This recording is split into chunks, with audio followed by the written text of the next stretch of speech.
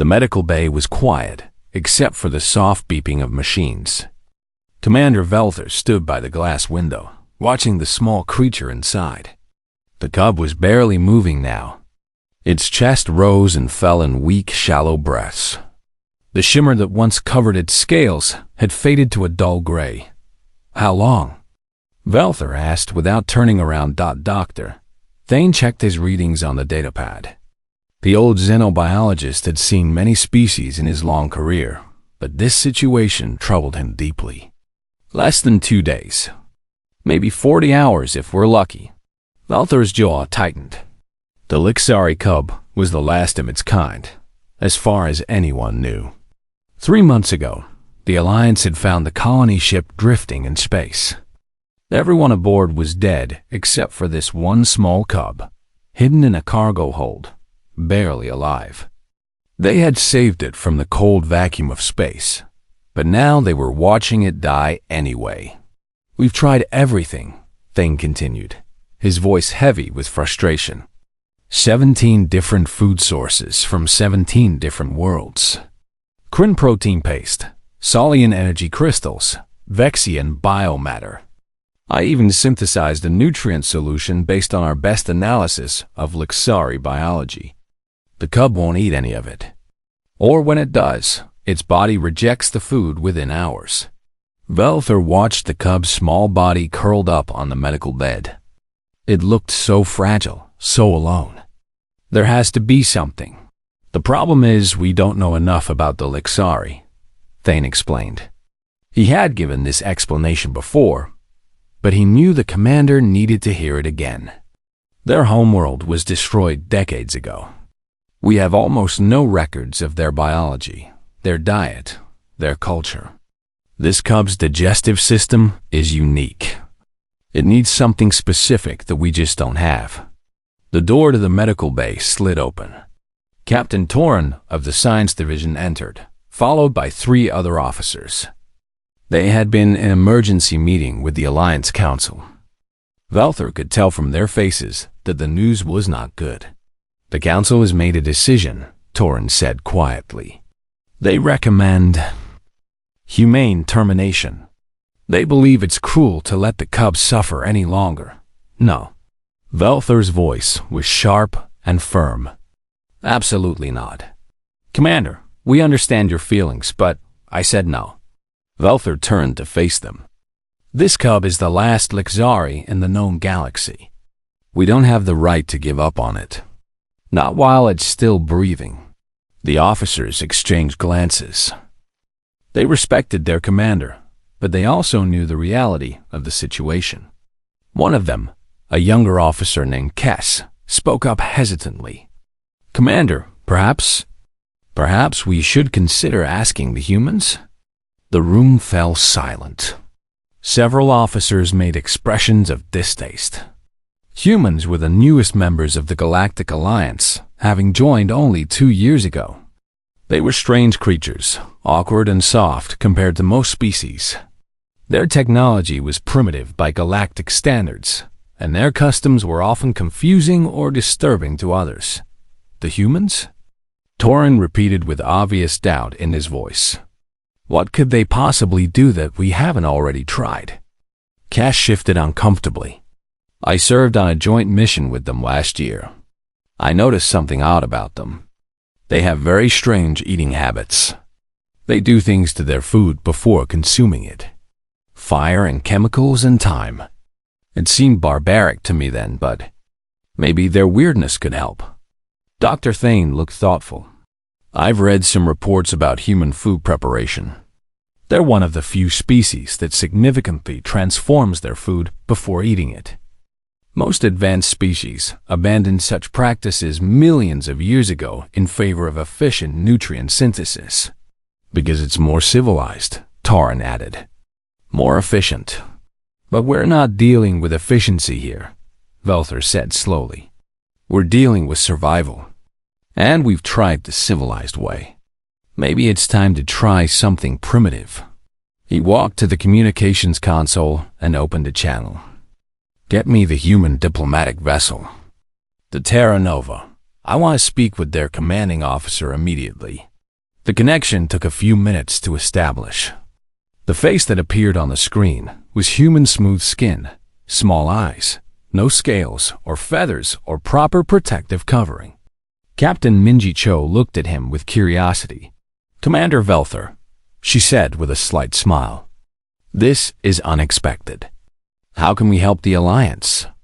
Velther explained the situation as clearly as he could. He described a dying cub, the failed attempts to feed it, the ticking clock they were racing against. As he spoke, he watched the human's expression change from curiosity to concern. "I realize this is an unusual request," Velther finished, "but we have nowhere else to turn. I've heard that humans have unique approaches to food. If there's any chance, any possibility at all that your people could help, I'm asking." Minji Cho was quiet for a moment, thinking. Then she nodded. "I asked someone on my crew who might be able to help. Lieutenant Ji-Hoon Park. He's our cultural liaison officer, but before that, he studied something we call culinary science. And we have a xenobiologist, Dr. Yuna Han, who knows a lot about how different species process nutrients. Can they come soon?" Velther asked, trying to keep the desperation out of his voice. "We're 3 hours away at maximum speed. Ji-Hoon and Yuna can be ready to transport within 20 minutes. Send us your coordinates." After the transmission ended, Torin approached Velther with concern on his face. "Commander, I hope you know what you're doing. Humans are unpredictable. They might make things worse." "Things can't get worse," Velther replied, looking back at the dying cub. "The cub is dying. If the humans can't help, we're no worse off than we are now. But if there's even a small chance they can save it, we have to try." Dr. Thane was already preparing for the humans' arrival, clearing space in the medical bay and pulling up what little information they had about human food preparation methods. The data was strange and often disturbing. Humans deliberately exposed food to high temperatures, sometimes for hours. They combined ingredients in ways that seemed random. They even encouraged the growth of bacteria in some foods, which most species would consider dangerous contamination. "This is madness," one of the medical assistants muttered, reading over Thane's shoulder. "Perhaps," Thane agreed. "But sometimes madness is exactly what's needed when logic has failed." Velther returned to the window overlooking the medical bay. The cub had opened its eyes slightly, as if sensing the activity around it. Those large, liquid eyes looked so tired, so ready to give up. Velther placed his hand against the glass. "Hold on, little one," he whispered. "Help is coming. Strange help, but help nonetheless." The cub closed its eyes again. Its breathing remained shallow and weak. The machines continued their steady beeping, counting down the remaining time. Somewhere in the distance, a human ship was racing toward them at maximum speed, carrying 2 humans who would attempt something that no other species in the galaxy would think to try. They were coming to do something primitive, something barbaric, something that civilized species had abandoned long ago. They were coming to cook. The transport beam faded, and 2 humans materialized on the platform. Velther studied them carefully. Both were shorter than most species in the Alliance, with that strange, smooth skin that always made them look vulnerable. The male human carried a large case. The female had several data devices attached to her belt. "Lieutenant Ji-Hoon Park," the male said, extending his hand in the human greeting gesture. Velther touched it briefly, still not entirely comfortable with the practice of pressing bare skin together. "And this is Dr. Yuna Han." "Thank you for coming so quickly," Velther said. "Please follow me. We don't have much time." They walked through the corridors of the ship. Velther noticed how the other crew members stared at the humans. Some looked curious. Others looked disgusted or afraid. Humans had a reputation in the Alliance. They were friendly enough, but there was something unsettling about them. They smiled too much, showing their teeth like predators. They laughed loudly, and their smell was strange, wrong somehow compared to other species. When they reached the medical bay, Dr. Thane was waiting.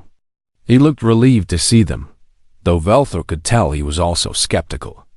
"The cub's condition has worsened in the last hour," Thane said. "I don't think it will last through the night." Una immediately approached the glass, her eyes focused completely on the small creature inside. "May I enter?"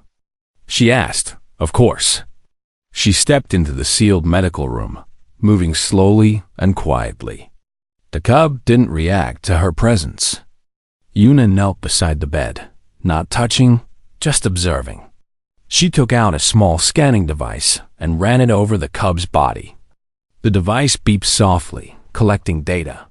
Outside the room, Ji-hoon had opened his case. Inside were things that made the alien medical staff step back nervously. Sharp metal tools, containers with unknown substances, small devices that the aliens didn't recognize. "Are those weapons?" one nurse asked. "Cooking tools," Ji-hoon replied with a small smile. "Kitchen knives, measuring cups, a portable heating unit. I brought everything I thought I might need." Una emerged from the medical room, her face serious. She connected her scanner to the main medical computer and began analyzing the data. Her fingers moved quickly across the screen, pulling up charts and graphs. Ji-hoon stood beside her, watching. "This is fascinating," Una said after several minutes. "And terrible, but mostly fascinating. What did you find?" Velthor asked. Yuna turned the screen so everyone could see. "The Lixari digestive system is incredibly complex. Look at these enzyme chains. And these bacterial colonies in the gut. They're similar to something we had on Earth millions of years ago in our early mammal ancestors." "I don't understand," Thane said, studying the data. "The cub needs real food," Una explained. "Not synthesized nutrients. Not pure compounds. It needs actual organic matter that's been broken down in specific ways.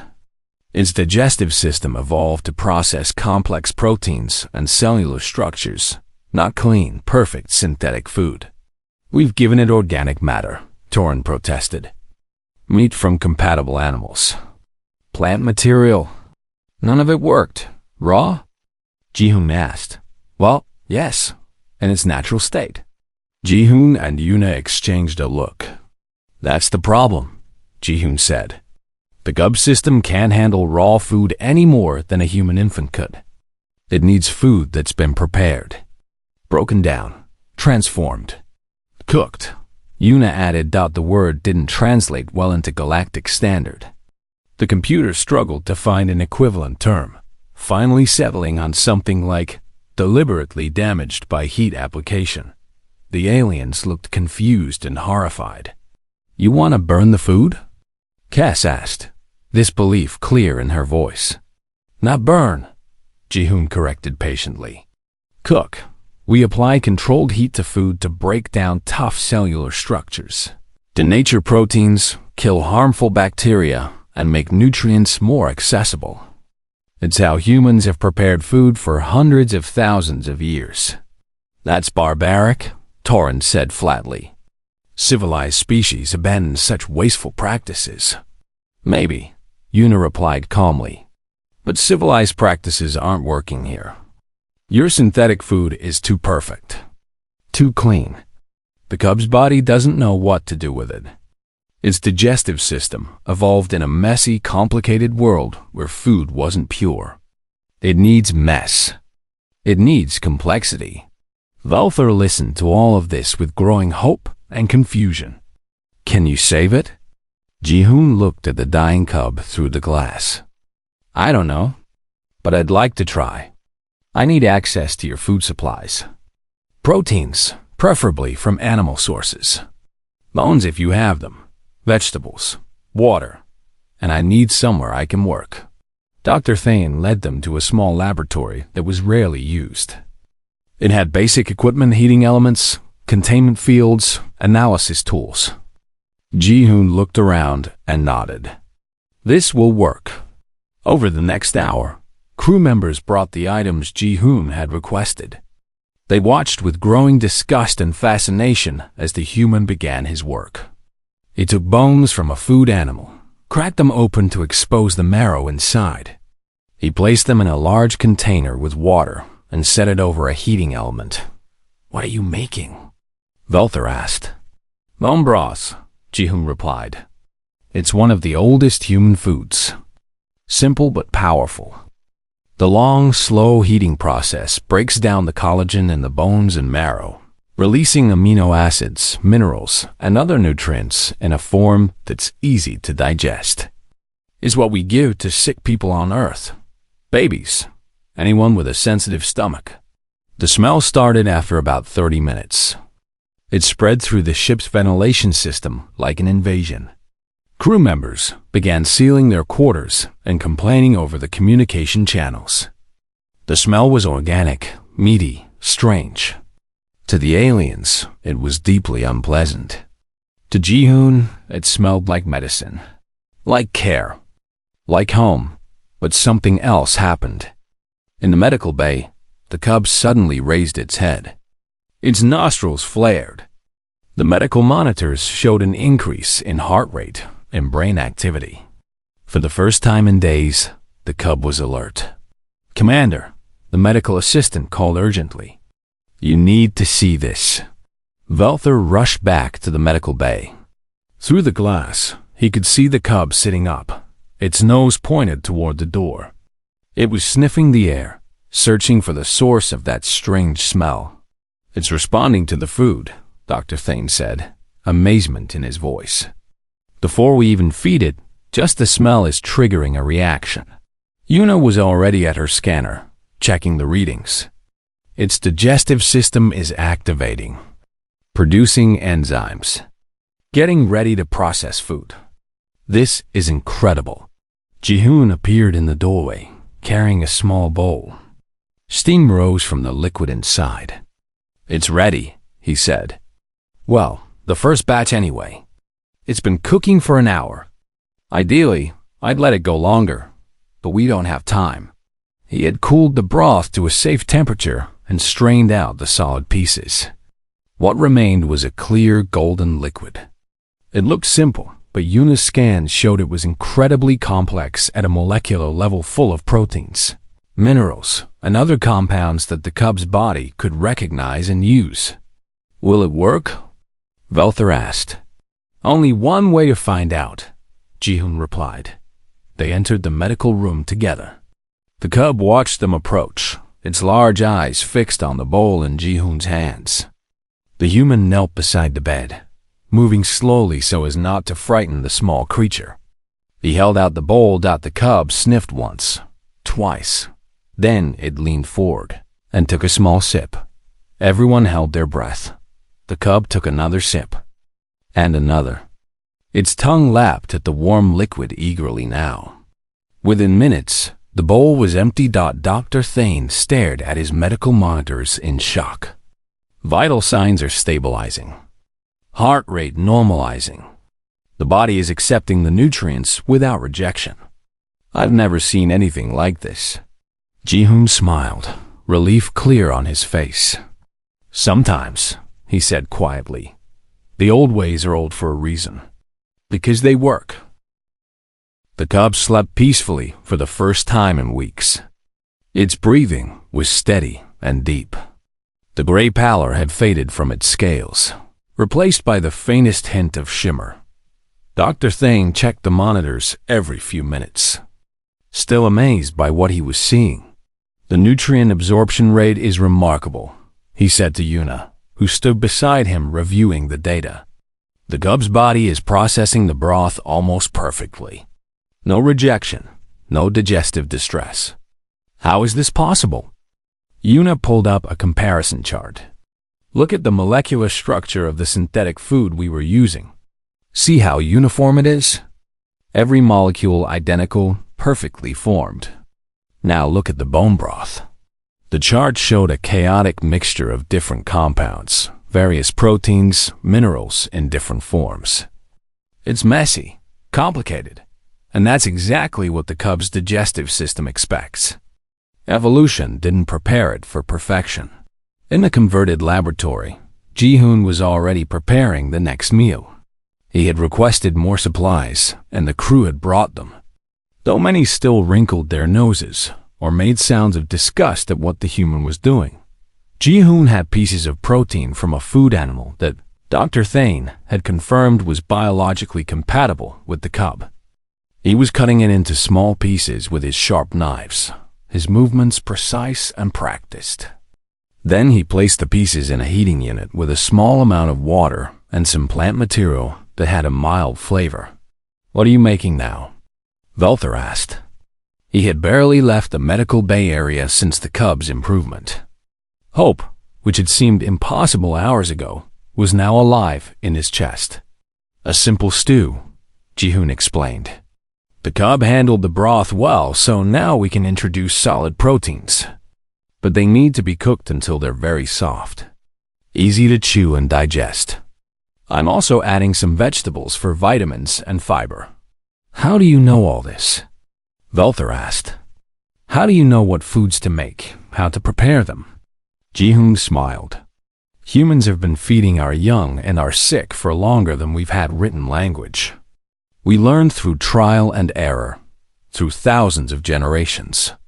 Every culture on Earth has foods for healing, soups, broths, gentle preparations. It's not really science. It's more like cultural memory." The stew cooked slowly over several hours. The smell was different from the broth, richer, more complex. Again, it spread through the ship, and again the crew complained. But this time, Velther noticed something. Some of the crew members, especially the younger ones, stopped by the laboratory to watch Ji-hoon work. They were curious despite themselves. Kes stood in the doorway for a long time, watching the human stir the pot, adjust the heat, taste the liquid with a small spoon. "It seems like it takes a lot of time," she observed.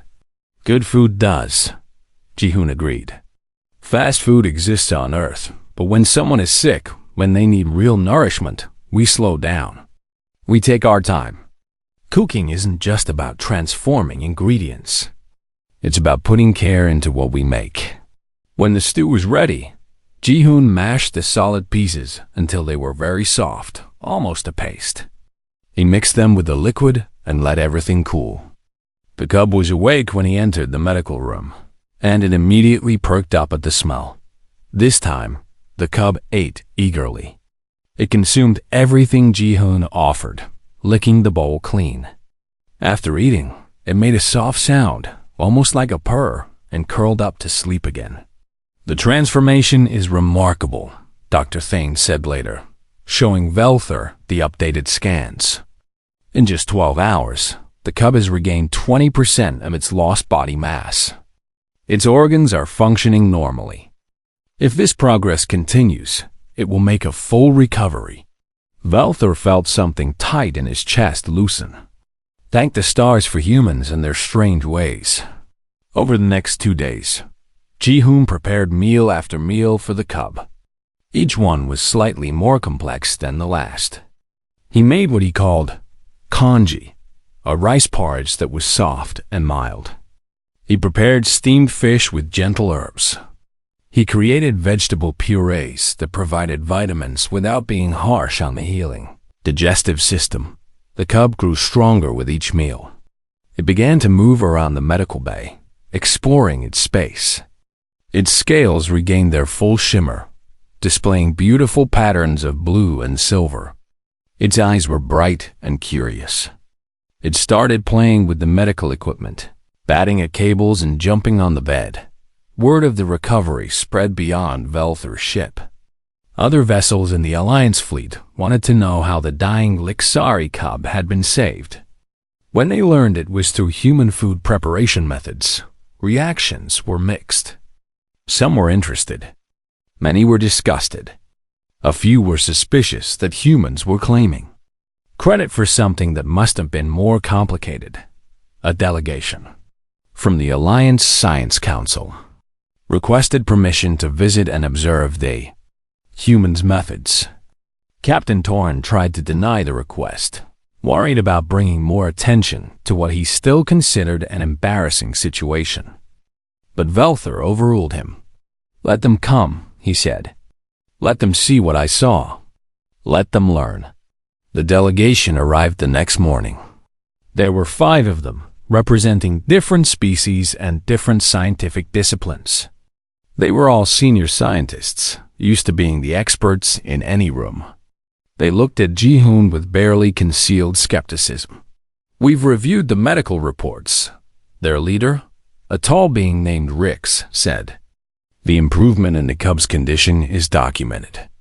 But we find it difficult to believe that simple heat application to food could have such dramatic effects." "Come watch," Ji-hoon offered. "I'm about to prepare the cub's afternoon meal." In the laboratory, Ji-hoon showed them his process. He explained each step, why he was doing it, what chemical and physical changes were occurring. The scientists took notes, ran their own scans, asked sharp questions. "But this is so inefficient," one of them protested. "Why use heat at all? Why not just molecularly restructure the proteins in their optimal form?" "Because optimal isn't always what works," Yuna interjected. She had joined the demonstration, bringing her biological data. "Look at this chart. This is what happens when we apply heat to collagen. It breaks down into gelatin, which is easier to digest. But more importantly, it creates dozens of byproducts, amino acids in different forms, minerals released from the bone matrix, flavor compounds that trigger the proper digestive responses. You can't replicate all of that with molecular restructuring. It's too complex. Nature does it better." Rix examined the data carefully. He was quiet for a long time. Finally, he said, "Show me the fermentation process you mentioned in your report." Ji-hoon and Yuna exchanged glances. "That might be too much for them," Ji-hoon said quietly in the human language. They asked. Yuna replied.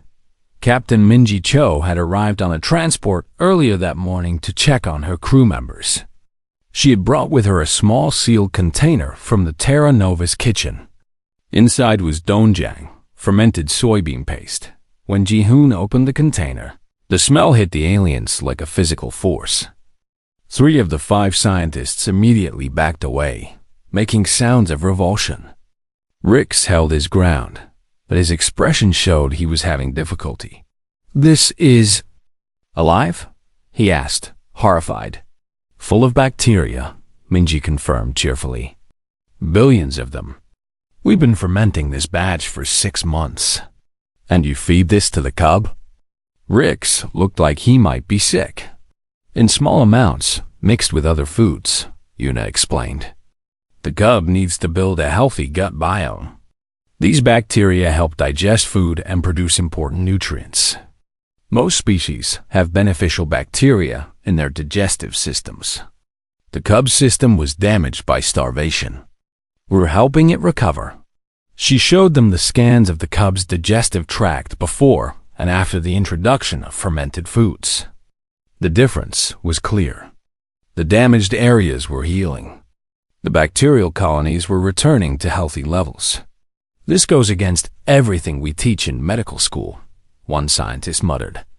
"Then maybe your medical schools are missing something," Ji-hoon said not unkindly. "Humans didn't invent fermentation. Bacteria did, millions of years before humans existed. We just learned to work with them instead of against them. Sometimes the old ways, the natural ways, know more than we do." That evening, the cub ate a meal of soft rice, steamed vegetables, and small pieces of fish mixed with a tiny amount of fermented paste. It ate everything happily and then did something it hadn't done before. It walked over to Ji-hoon and rubbed against his leg, making that purring sound again. "I think it likes you," Velther said. Smiling for the first time in weeks, Ji-hoon reached down and gently stroked the cub's head. The small creature leaned into his touch, trusting and content. The feeling is mutual, Ji-hoon said softly. 2 weeks after Ji-hoon's arrival, the medical bay had transformed into something that looked nothing like a hospital. The cub, which everyone had started calling Starlight after Velther mentioned the name one evening, had nearly doubled in size. The small creature that had been dying was now healthy, active, and constantly getting into trouble. Starlight had claimed Ji-hoon as its parent. The cub followed the human everywhere, making soft chirping sounds when Ji-hoon was out of sight. At night, Starlight slept curled up on a cushion next to the small quarters Velther had assigned to the two humans. "This is highly irregular," Torin complained during a morning briefing. "A wild animal living in crew quarters. It's unsanitary, dangerous." "Starlight isn't dangerous," Velther replied, watching through the monitor as the cub played with a ball that Ji-hoon had made from scraps of fabric.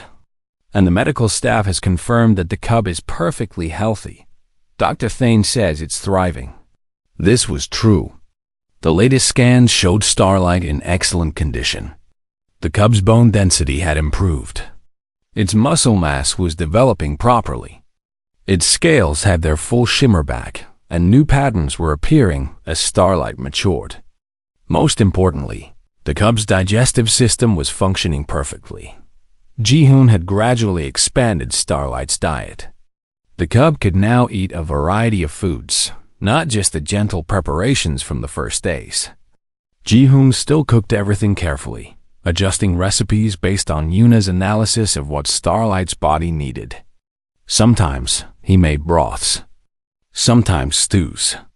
Sometimes he prepared what he called bibimbap, a rice bowl with vegetables and protein that Starlight loved.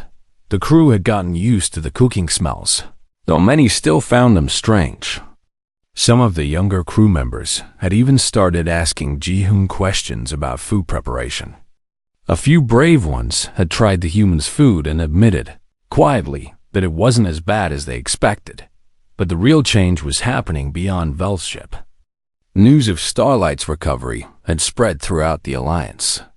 Scientists, medical professionals, and government officials were all asking the same questions. How had a primitive food preparation method succeeded where advanced medicine had failed? What else could humans teach them? Were there other situations where cooking might help? Rix, the lead scientist from the delegation, had remained on the ship for the entire 2 weeks. He spent hours each day with Ji-hoon and Yuna, learning everything he could about human food preparation. His initial skepticism had transformed into genuine fascination. "I've been studying xenobiology for 40 years, Rick said one afternoon, watching Ji-hoon prepare a soup. "I thought I understood nutrition. But this is showing me how much we've lost in our pursuit of efficiency." Yuna nodded. "Every species in the Alliance has advanced technology. You can synthesize perfect nutrients. But you've forgotten that biology isn't about perfection. It's about complexity, messenges, adaptation. When you removed all the complexity from food, you removed something important. Not just nutrition," Ji-hoon added, stirring the pot. "Culture, tradition, care. When I cook for Starlight, I'm not just feeding the cub. I'm showing I care. That takes time, attention. You can't get that from a machine." Rix was quiet for a long moment. Then he said, "I need to take this information back to the council. We need to establish a research program. Other species might be facing problems that cooking could solve." That evening, Rix presented his proposal to Velther and Captain Minji. He wanted to create an institute dedicated to studying traditional food preparation methods. The institute would research how cooking affected different species, develop new recipes for various biological needs, and train others in these techniques. "The Alliance has dozens of species with digestive disorders," Rix explained. "Young ones who struggle with synthetic food. Sick individuals who can't process nutrients properly. Entire populations that might be suffering from problems we don't even recognize because we've forgotten that food is more than just fuel. You want humans to teach the galaxy how to cook? Minji asked, a smile playing at her lips. I want to learn from humans, yes, but also from any species that still maintains traditional food preparation methods. Earth isn't the only world where beings cook, though you seem to have developed it most extensively. Rix paused. I'm proposing that Ji-hoon and Yuna head this institute. With your permission, Captain. Minji looked at her two crew members. What do you think? Ji-hoon and Yuna exchanged glances. Yuna spoke first. It's a big responsibility, but if we can help others the way we helped Starlight, yes, I'd like to try. Me too, Ji-hoon agreed. Though I'm going to need a much bigger kitchen. The next morning, Velther received an urgent communication from Alliance Command. They wanted a full report on Starlight's recovery. They wanted to interview the humans. And they wanted to discuss the possibility of the proposed institute. They're taking this seriously, Torrin said, reading over the message. He still sounded skeptical, but there was less hostility in his voice than before. Even he had been impressed by Starlight's transformation. They should take it seriously, Velther replied. We almost let the last Lixari die because we were too proud to consider that maybe, just maybe, a younger species had something to teach us. While the adults discussed politics and bureaucracy, Starlight was in the kitchen area with Ji-hoon, watching the human prepare the day's first meal. The cub sat quietly, tail wrapped around its feet, eyes following every movement. Ji-hoon had taught Starlight to wait patiently for food, though the cub's nose still twitched eagerly at the smells. You're getting big, Ji-hoon said, measuring out rice. Soon you'll be too big for me to carry. Starlight chirped in response, a sound that Yuna had determined was the Lixari equivalent of happy agreement. Ji-hoon added water to the rice and set it to cook. While it heated, he prepared vegetables, cutting them into small pieces. He had learned exactly how Starlight liked them, not too soft, not too crunchy. Just right. He added a small amount of the fermented paste that had horrified the scientists. Starlight had grown to love the complex, savory flavor. You know, Ji-hoon said, talking to the cub as he often did, when I joined the space program, I never thought I'd be using my cooking skills. I thought I'd be doing diplomatic work, translating, helping species understand each other. The cub tilted its head, listening. But maybe this is diplomatic work, in a way. Food brings beings together. It shows care. When I cook for you, I'm saying that you matter. That your life is worth the time and effort it takes to prepare something good. He smiled. Maybe that's the best kind of diplomacy. The rice finished cooking. Ji-hoon mixed in the vegetables and protein, letting everything blend together. He let it cool to the right temperature, then placed the bowl on the floor. Starlight ate with enthusiasm, pausing occasionally to look up at Ji-hoon with what could only be described as gratitude. Later that day, the Alliance Council called for a formal meeting. Representatives from 15 different species gathered virtually to discuss the human food preparation phenomenon. As they were calling it, Velther represented his ship. Minji represented humanity. Rix presented his research and his proposal for the institute. And, at Velther's insistence, they brought Starlight to show the council what proper nutrition and care could accomplish. The cub sat calmly on Ji-hoon's lap while the officials talked, occasionally chirping or playing with the human's fingers.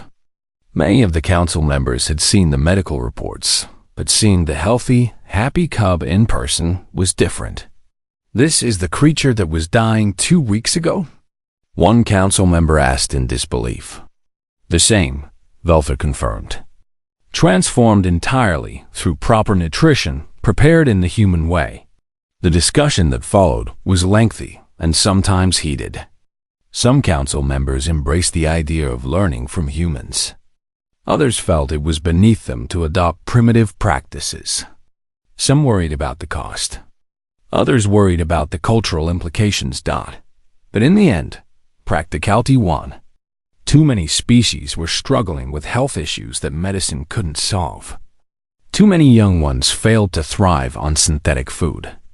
The potential benefits were too significant to ignore. The vote was called.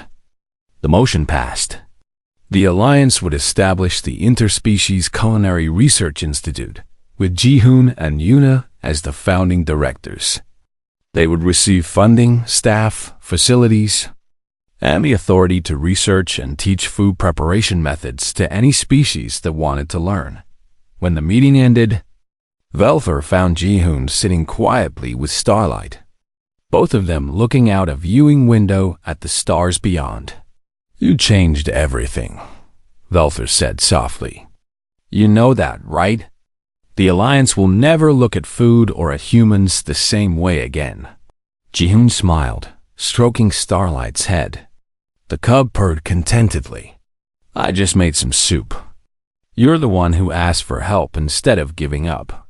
We make a good team then." "Yeah," Ji-hoon agreed. "We do." 3 months after Starlight's recovery, the Interspecies Culinary Research Institute opened its doors. The facility was built on a neutral station between Alliance territories, a place where all species could come and learn without political complications. The building itself was unusual for Alliance architecture. Instead of the standard sterile white corridors and automated systems, the Institute had warm lighting, open spaces, and most notably, 20 separate kitchens. Each kitchen was equipped differently, designed to accommodate the various needs and preferences of different species. Ji-hoon stood in the main kitchen, the largest one, watching as the first class of students arrived. There were 30 of them, representing 12 different species. Some were scientists. Some were medical professionals. A few were simply curious individuals who wanted to understand what humans knew about food. "Welcome," Ji-hoon said, his voice calm and friendly. "I know many of you are skeptical about being here. Cooking seems primitive to you, unnecessary, maybe even offensive to your sensibilities. That's okay. I felt the same way about some foods when I first joined the space program." A few students made sounds that might have been laughter. Others remained stone-faced. "But I want you to understand something important," Ji-hoon continued. "Cooking isn't just about heat and ingredients. It's about transformation, about taking something in one state and changing it into something more useful, more digestible, more nourishing. Every species does this in some way, even if you don't call it cooking. Your synthesis machines? They transform base molecules into nutrients. That's a kind of cooking too. We're just going to use older, simpler methods." Yuna stepped forward, holding a data pad. "Today, we're going to start with the most basic preparation, broth. You've all read the reports about how we saved Starlight. Bone broth was the first food the cub could eat. We're going to make it together, and I'm going to explain exactly what's happening at a molecular level as we work." The class went smoothly. Some students struggled with the concept of waiting. Cooking required patience that many advanced species had forgotten. But as the broth simmered and its smell filled the kitchen, something changed. The students became more engaged. They asked questions. They took detailed notes. They stopped seeing the process as primitive and started seeing it as interesting. At the end of the class, they each tasted a small amount of the broth they had made. Reactions varied. Some found it strange. Some found it pleasant. But all of them admitted it was different from anything they had consumed before. It had character, complexity, history. "This is just the beginning," Yuna told them as they left. "Over the next 6 weeks, you'll learn dozens of different preparations. Some will seem easier than this. Some will seem much harder. But all of them will teach you something about how food and biology interact. about how care and time can transform not just ingredients, but health outcomes. While Jihoon and Yuna taught their first classes, Starlight lived aboard the Terra Nova. The cub had grown significantly and now had a permanent home on the human ship. Captain Minji had made it official Starlight was a member of the crew, with full diplomatic status as the last known Lixari. The cub had become something of a celebrity. Other ships requested visits from the Terra Nova just to see Starlight. News programs wanted interviews. Scientists wanted to study the cub's continued development. Everywhere Starlight went, beings wanted to know the story of the human who had saved the last Lixari through cooking. But Starlight's favorite times were still the quiet mornings in the ship's kitchen, sitting with Jihoon when he visited on weekends, watching the human prepare meals.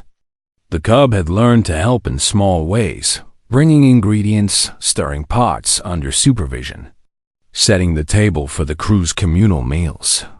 "You're becoming quite the chef yourself," Jihoon said one morning, watching Starlight carefully measure out rice. The cub's movements were precise, almost ritualistic. Cooking had become more than sustenance for Starlight. It had become a way of connecting with others, of showing care, just as it was for Jihoon. Starlight chirped happily and continued working. The cub was making a simple dish for the crew's breakfast, something Jihoon had taught during earlier visits. The other crew members had initially been nervous about letting an alien creature into the kitchen, but they had come to appreciate Starlight's efforts. The food the cub made was always prepared with obvious care and attention. Back at the Institute, the impact of the first classes was spreading. The initial 30 students returned to their home worlds and medical facilities with new knowledge. They began applying cooking techniques to patients who struggled with synthetic food. The results were remarkable. A young Kryn child who had been failing to grow suddenly thrived on simple stews. An elderly Saulian whose digestive system was failing found relief with gentle broths. A Vexian colony dealing with mysterious nutritional deficiencies discovered that fermented foods restored their gut bacteria balance. Reports came in from across the Alliance. What had started as a desperate attempt to save one dying cub was now helping thousands. Medical facilities started requesting their own cooking equipment. Dietary guidelines were being revised. Textbooks were being rewritten. "We're making history," Rick said during a visit to the Institute. The old scientist had become one of Jihoon and Yuna's strongest supporters. The Alliance hasn't changed its approach to nutrition in millennia. Now, because of humans and one small cub, everything is different. "It's not just us," Yuna replied. "Every culture develops ways of preparing food. We just happen to maintain those traditions into our space age. Other species did too. They just forgot about them when synthesis became easy. Then part of our mission should be recovering those lost traditions," Rick suggested. "Finding species that still cook, learning from them, preserving knowledge before it disappears completely." This became the Institute's secondary mission. Teams were sent to remote worlds and isolated colonies, looking for traditional food preparation methods. They found many. Some species still smoked their food to preserve it. Others used fermentation. A few had elaborate steaming techniques. Each tradition offered new insights and possibilities. One day, Velther visited the Institute with surprising news. "We found them," he said, excitement clear in his voice. "Other Lixari. Not many, maybe 24, but they're alive." They had been discovered on a distant moon, survivors of the same catastrophe that had destroyed the Lixari homeworld decades ago. They had been living in isolation, barely surviving. Their population slowly declining because their young ones couldn't properly digest the limited food available on their moon. "They're in the same situation Starlight was," Velther explained. "Starving slowly. We need to help them." Jihoon and Yuna immediately prepared a care package of supplies and detailed instructions for preparing. Lixari appropriate foods. But more than that, they arranged for Starlight to meet the other survivors. The cubs' thriving health would show them what was possible. The reunion happened aboard the Terra Nova. The adult Lixari were thin and weak, but they wept when they saw Starlight, healthy, strong, shimmering with vibrant colors. The cub represented hope for their entire species. Over the following weeks, Ji-hoon taught the adult Lixari how to prepare food for themselves and their young. He showed them which local plants and animals on their moon could be used. He taught them to make broths, to cook proteins until tender, to ferment foods for better digestion. Yuna provided the biological knowledge to help them understand why these methods worked. The transformation of the Lixari colony was slow but steady. Within a few months, the young ones were growing properly. The adults were regaining their health. For the first time in decades, they had hope for their species' future. "You saved us twice," one of the Lixari elders said to Ji-hoon. "First Starlight, then all of us. We owe humans a debt we can never repay." "You don't owe us anything," Ji-hoon replied. "We're all part of the alliance. We help each other. That's what community means." But the Lixari insisted on contributing. They shared their own food traditions, methods that have been nearly lost. These techniques, combined with human knowledge, created even better approaches for species with similar biology. 1 year after Starlight's rescue, the Alliance held a ceremony honoring the Interspecies Culinary Research Institute. Hundreds of beings attended, including representatives from every member species. They gathered to celebrate not just the Institute's work, but a fundamental shift in how the Alliance understood health, nutrition, and care. Ji-hoon stood at the podium, uncomfortable with the attention, but understanding its importance. Starlight sat beside him, now nearly adult-sized, wearing a ceremonial collar that marked the cub's status as a cultural ambassador. When Commander Velther asked me to help a dying cub, I didn't think I was going to change anything big, Ji-hoon said to the gathered crowd. I just made some soup. But that soup represented something important. It represented care, time, attention, the willingness to use old knowledge in new situations. The understanding that progress doesn't mean abandoning everything that came before. He paused, looking around at the diverse species gathered together. Humans cook because we learned, over hundreds of thousands of years, that food is more than fuel. It's medicine. It's culture. It's how we show.